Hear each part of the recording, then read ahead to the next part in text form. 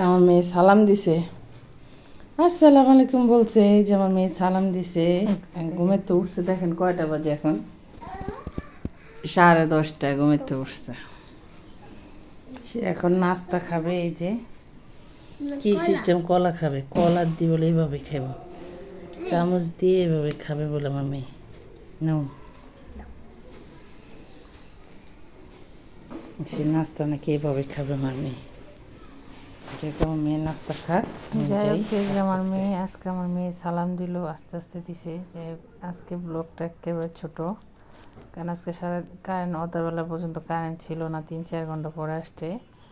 তো আজকে কাজ করতে পারি না, রান্না অর্ধেক করতে বসে করে না। এই যে ঘর গোছাইতেছিলাম সকালে, মধ্যে দেখলেন তো মেয়ে নাস্তা খাইলো, আমিও নাস্তা খেয়েছি, ওষুধ খাইছি হালকা পাতলা, কলা খেয়ে ওষুধ খেয়ে পানি চাদরটা চেঞ্জ করলাম, ফার্নিচারটা মুছলাম, ঘর ঝাড়ু দিলাম।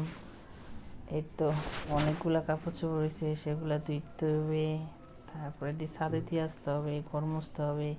আজকে কারেন্ট নাই দেখে ভিডিও তো করতে পারি না, কারণ অন্ধকার ছিল, ভিডিও করতে পারি নাই।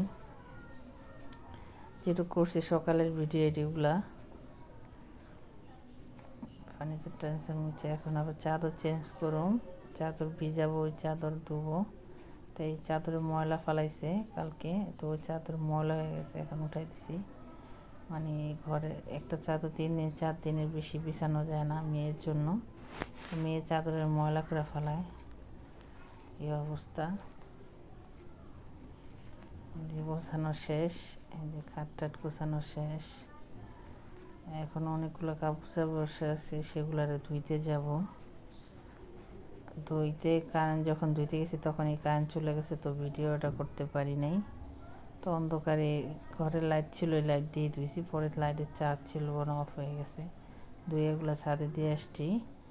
আসার পরে তার রান্নাঘরে লাইট ছিল, তো রান্নাঘরে যে এসে বসাই দিতেছিলাম, কি বলে করলা ভাজি। করলা ভাজি কাইটে রাখছিলাম কালকে ভাজির জন্য, কালকে করতে পারিনি, ফ্রিজে রেখে দিছি। সেইটা ভাজি করতেছি।